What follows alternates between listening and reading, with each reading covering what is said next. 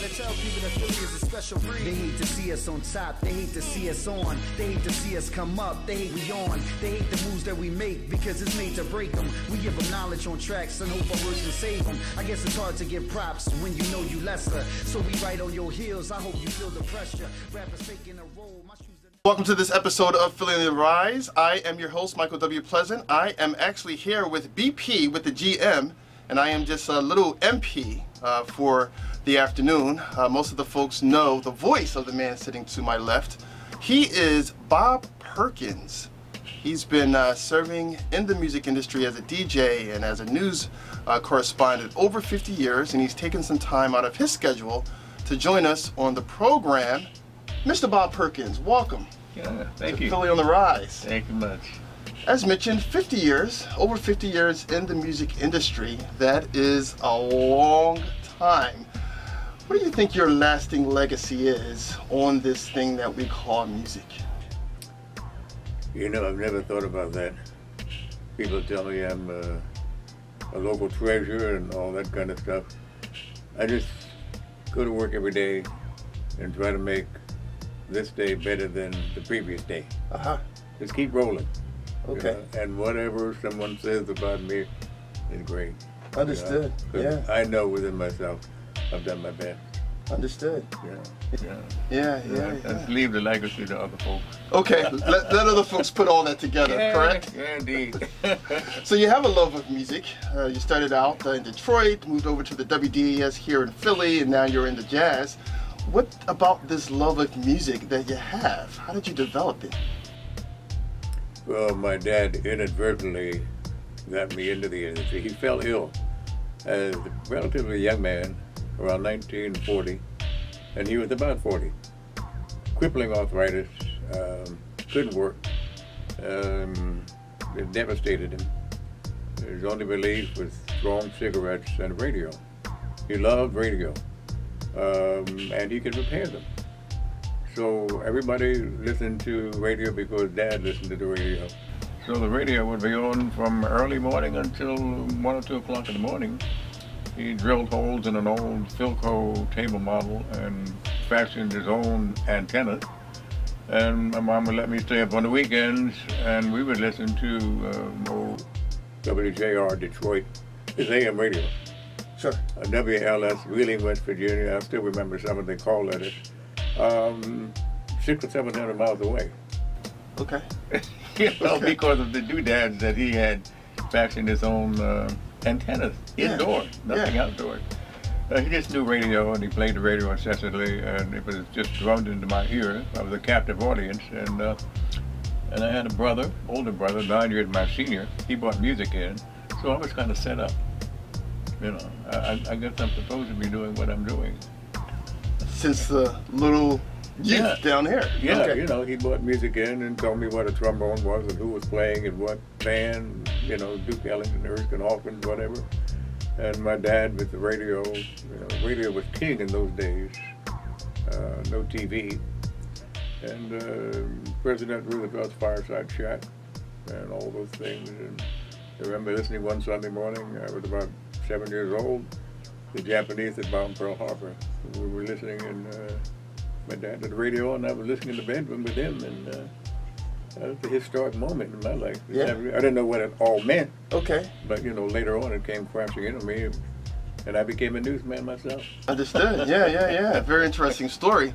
And throughout the years, you've seen music change. Obviously, you're now with jazz, as you are a DJ at WRTI over 30, 40 years. But as you've seen music kind of change and morph throughout the years, what's been your impression? We have hip-hop of today, we have the R&B of today, then obviously the old-time music that we have way back in the day. Are you pretty much enjoying music still, even though it's morphed and changed throughout the years? I think I'm sort of in a time warp. I was weaned on early jazz, swing jazz, through my brother. And I progressed when he got married and was no longer my mentor. I started listening to this Charlie Parker fella. Ah, this Charlie Parker fella. Yeah. Making all that noise. What's all that racket? I was in the R&B and all those bird groups, you know, the flamingos, the larks, and the crows. Correct. And I graduated into jazz somehow, never knowing that I would one day be playing it on the air myself, you know. But like I said, I was set up from the early stages, and I guess I'm supposed to be doing what I'm doing, you know. So it's been fascinating, the progression of things. Exactly. Some folks say that music and jazz in general is a universal language. Yeah. It can speak to all folks. Talk to that a little bit about music and jazz being a universal language. I guess if you listen to jazz long enough and you appreciate it enough to listen to it, you would have to kind of revere the people who played it, because here is a man or woman with a guitar or a piano or even singing extemporaneously from the head to the hands, you know, instantly, making it up as they go along, melodically. No clinkers, just no mistakes in there. And then in an ensemble, it also works. You take people of different ethnicities, different racial backgrounds, 6 or 7 guys, you put them in a room, and if they speak the language of jazz, put them in there, in about an hour or so, they'll come out and they'll play some music. You know, language barriers aside, and whatever differences they have aside, they know the language of music. And, you know, we see it happening, but you really don't maybe stop and think about what's going on there. No charts, it's extemporaneous, you know. And the swing musicians who played charts, they took these guys and said, what are you doing? How does one guy know when to sit down and the other guy know when to stand up, you know? So they used to come around from the old Earl Theater here in Philadelphia to the Downbeat Club where the modern guys were playing. 1942, 43, when Parker and Monk and those guys. Sure. Then the guys were playing swing jazz with Duke's band and all those guys. They would come around and see what the modern guys were doing. They didn't understand it because there were no charts, you know. But they knew what they were doing. The guys that were playing knew what they were doing, you know. And we see the music has survived despite the fact that it's not a popular music. It has still somehow survived. It's not brain surgery, it's not rocket science, but it's magnificent when someone can say you a solo of Stardust or Stella by Starlight 20 different times and not look at a piece of music, just extemporaneously. It's a magic music. I've been in it a long time, but I still don't understand it. You don't understand it yet, even though it's been 40 years? I don't understand how they do it. I love the music, what they do, but I don't know how they do it. Do you play an instrument? No, my peers kid me out of, took violin lessons, and back in those days there was no air conditioning, the windows were up and they heard me in there screeching. And they kidded me unmercifully. Come on out and play baseball, football, whatever, you know. Okay. It's the instrument, you know. So I take about 4 or 5 lessons and put it down. I wish I had kept that. Imagine where you would be if you would have kept on playing that violin. I wish I had kept that. Although Bob is in his 80s, he keeps a pretty active lifestyle, including working 4 to 5 days at WRTI, Temple University's radio station. He's also known as Mr. Jazz, as he has received many awards and accolades throughout the years. Here are just a few. So many awards and accolades throughout the years you've had. Here is a picture of you with Shaka Fatah, Congressman Shaka Fatah. Talk to us a little bit about this. I don't remember the year, but I remember I wrote an editorial when I was at WDAS in favor of his election, his nomination to the state senate, and the station asked me to write an editorial, and some 30 years later he remembered. He said you deserve to be in the U.S. Congress.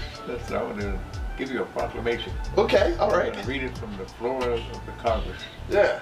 And I have the plaque. Okay, all right. Here also, talking about being in the broadcast Pioneers Hall of Fame. You were inducted in 2003. Mm-hmm. What was that experience like for you? Seeing all your years of hard work finally culminate.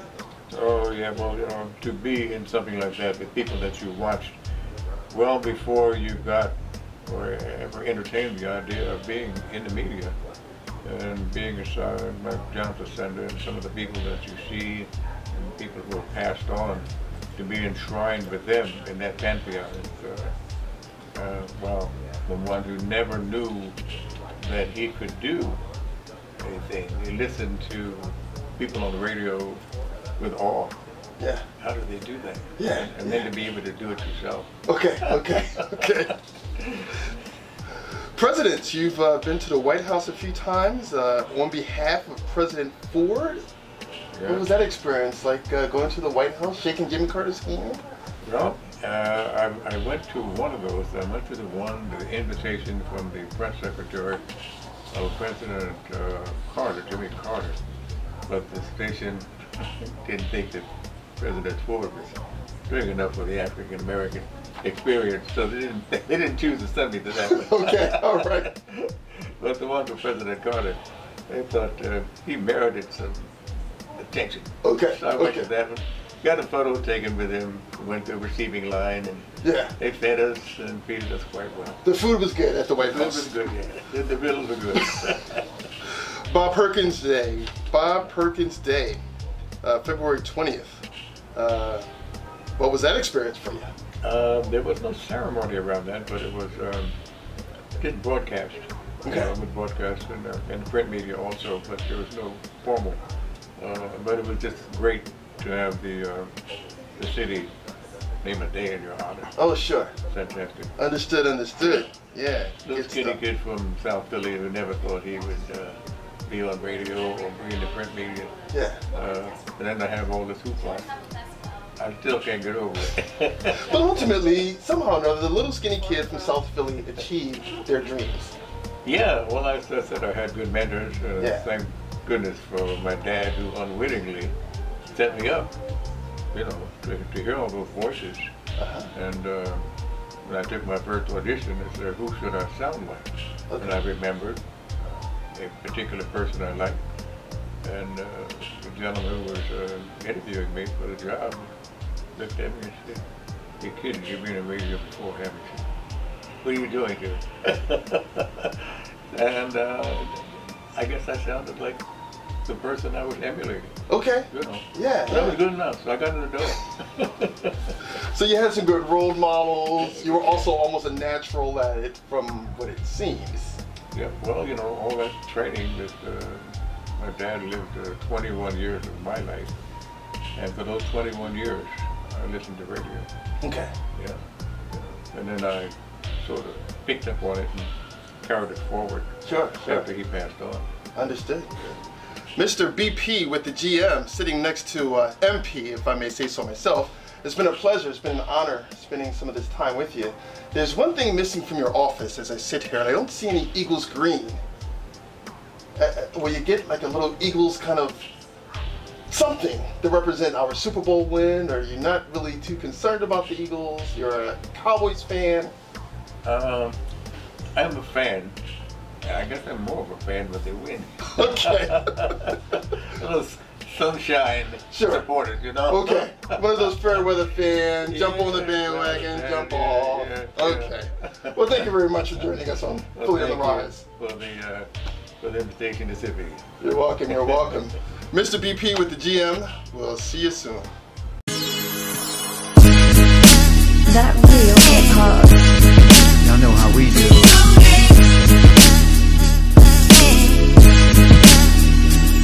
You're listening to Fully Zone Matthias, aka Mr. 16 Bars. That real hip hop. We try to tell people that Philly is a special breed. They hate to see us on top, they hate to see us on. They hate to see us come up, they hate we on. They hate the moves that we make because it's made to break them. We give them knowledge on tracks and hope our words can save them. I guess it's hard to give props when you know you lesser. So we right on your heels, I hope you feel the pressure. Rappers faking a role, my shoes that never fit them. Before you come at a king, I let my soldiers get them. I'm from Philly where hot corners they turn chilly. Tight shirts with tight jeans, they never feel me. Young boys confused, they think I'm too preachy. Old head in the game and still rep my city. I'm from Philly where hot corners they turn chilly. Tight shirts with tight jeans, they never feel me.